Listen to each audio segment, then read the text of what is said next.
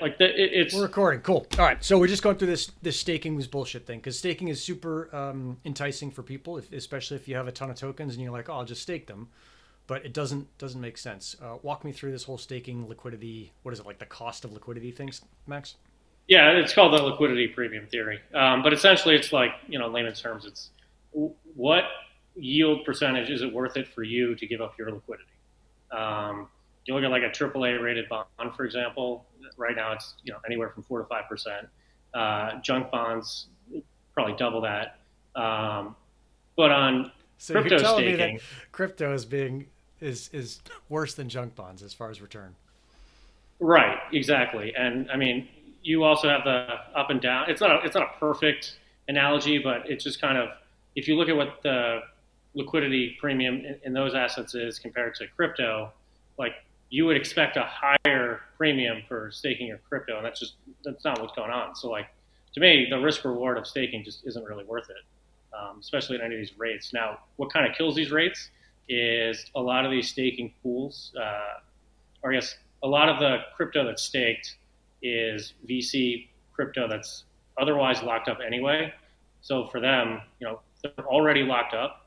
So there is no liquidity premium for them because they contractually can't sell it.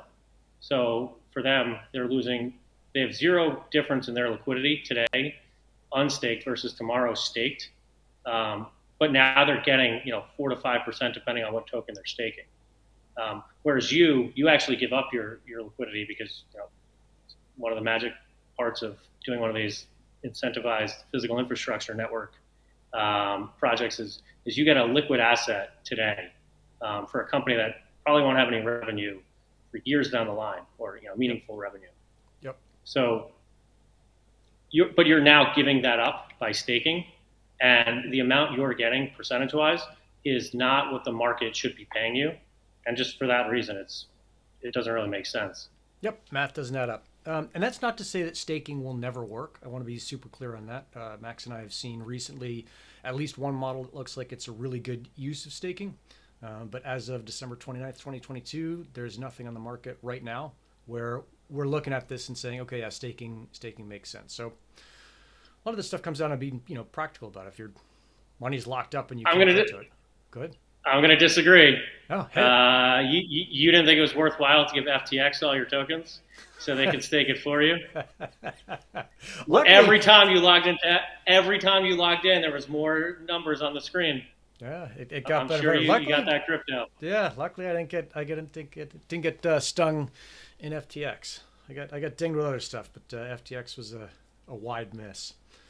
So yeah, I think But that yeah, just in general, it seems to be a way for people to be separated from their tokens, and it's basically a bribe to not sell your tokens.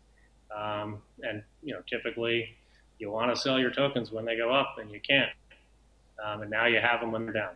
So yep, and here we are. And I think the other piece there, Max, is there's this thing that like, oh, if I could have sold the tokens that I have in a validator in November when HNT was high, I'd be crushing it.